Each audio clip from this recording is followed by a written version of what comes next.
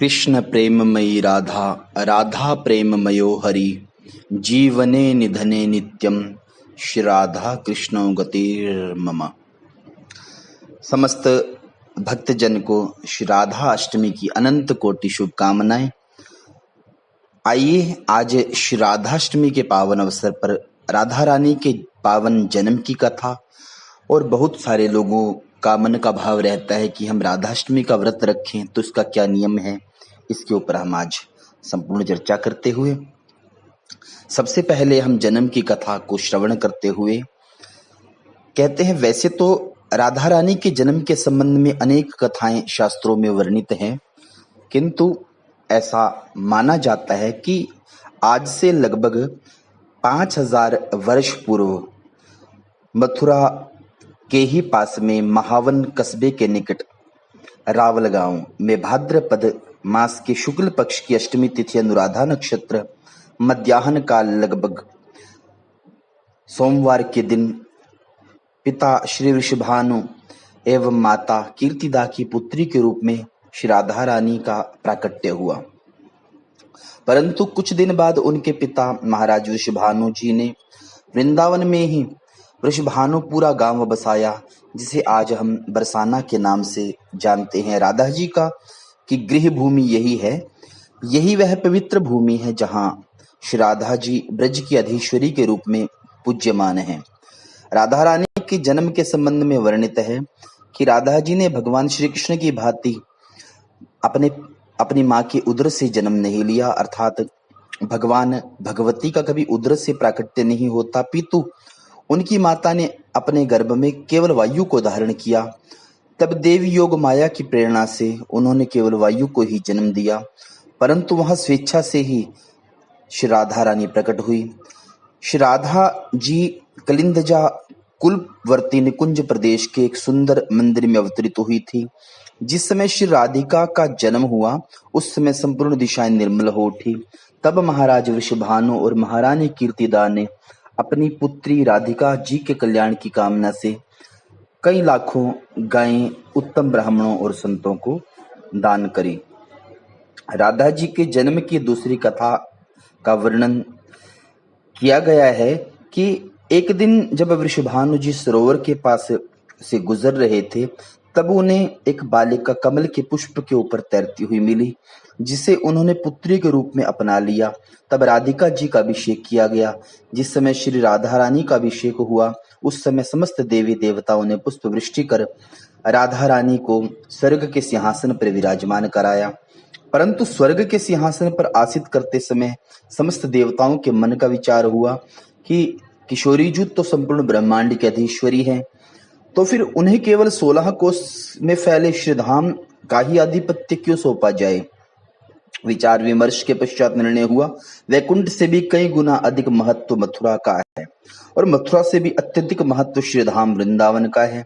राधा रानी की आयु में श्री कृष्ण जी से मात्र 11 माह बड़ी थी, किंतु श्री ऋषभानु जी एवं कीर्ति देवी को जब ये ज्ञात हुआ कि किशोरी जी ने अपने प्राकट्य से अपने नेत्र नहीं खोले, बड़ा दुख हुआ। परंतु कुछ समय पश्चात जब नंद बाबा की पत्नी यशोदा जी गोकुल से अपने लाडले कृष्ण के साथ वृषभानु जी के घर आई, तब वृषभानु जी और कीर्ति जी ने उनका स्वागत किया। तब यशोदा जी कान्हा जी को गोद में लिए राधा जी के पास आती हैं, और जैसे ही श्री कृष्ण राधा आमने सामने आते हैं, कहते हैं किशोरी जी ने प्रथम बार अपने नेत्र खोले और अपने प्राण प्रियतम श्री कृष्ण का दर्शन कर वे एकटक श्री कृष्ण को देखती ही रहती हैं। अपनी प्राण प्रिय राधिका को अपने समक्ष एक सुंदर सी बालिका के रूप में देखकर श्री कृष्ण स्वयं अत्यधिक आनंदित होते हैं। एक बार जब राधा जी से श्री कृष्ण ने पूछा कि हमारे साहित्य में तुम्हारी क्या भूमिका होगी, तो किशोरी जी ने कहा, मुझे कोई भूमिका नहीं चाहिए, मैं तो सदा आपके साथ रहूंगी, आपके पीछे ही रहूंगी। वृंदावनेश्वरी राधा कृष्णो वृंदावनेश्वरः जीवने निधने नित्यम श्री राधा कृष्णो गतिर्मम।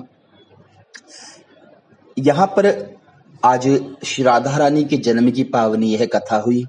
व्रत कैसे रखा जाए, बहुत लोगों का भाव है, प्रश्न है कि श्री कृष्ण जन्माष्टमी के 15 दिन बाद राधाष्टमी का त्योहार मनाया जाता है। हिंदू पंचांग के अनुसार भाद्रपद की अष्टमी के दिन राधाष्टमी मनाई जाती है। आज यानी 4 सितंबर को राधाष्टमी है। राधा रानी के बिना भगवान श्री कृष्ण की पूजा अधूरी होती है, इसलिए भगवान श्री कृष्ण के नाम के साथ किशोरी जी का नाम लिया जाता है। जन्माष्टमी के त्योहार की तरह राधाष्टमी भी धूमधाम से मनाई जाती है। राधाष्टमी की जो शुभ तिथि है, वैसे 3 सितंबर से राधाष्टमी का प्रारंभ हो गया है, परंतु अष्टमी प्रातःकाल आज से ही शुरू हुई, तो इसीलिए यह व्रत अत्यधिक महत्व और पुण्यशाली है। कहते हैं कि इस व्रत का जो नियम है, प्रातःकाल स्नान आदि से निवृत्त होकर इसके बाद मंडप के नीचे मंडप बनाकर उसके मध्य भाग में मिट्टी या तांबे का कलश स्थापित करें। कलश पर तांबे का पात्र रखें। इस पात्र पर वस्त्राभूषण से सुसज्जित राधा जी की सोने की या अन्य किसी भी धातु की मूर्ति स्थापित करें। तत्पश्चात राधा जी का षोडशोपचार से पूजन करें।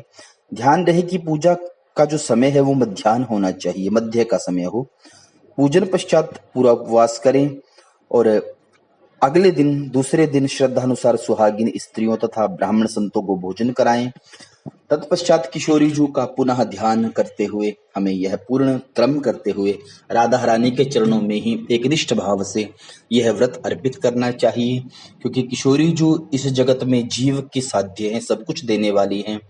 इसीलिए साक्षात ठाकुर की प्राप्ति के लिए, भगवत प्राप्ति के लिए, गोविंद की प्राप्ति के लिए जीव को राधाष्टमी का व्रत अवश्य करना चाहिए। आप सभी को पुनः श्री राधाष्टमी की कोटि शुभकामनाएं। किशोरी जी हम सबके, आप सबके जीवन में मंगल करे, ऐसी शुभकामनाएं। बोलो बरसाने वारी की जय, हरिवंश दुलारी की जय, रसिकन की प्यारी की जय। जय जय श्री राधे, जय जय श्री राधे, जय जय श्री राधे श्याम।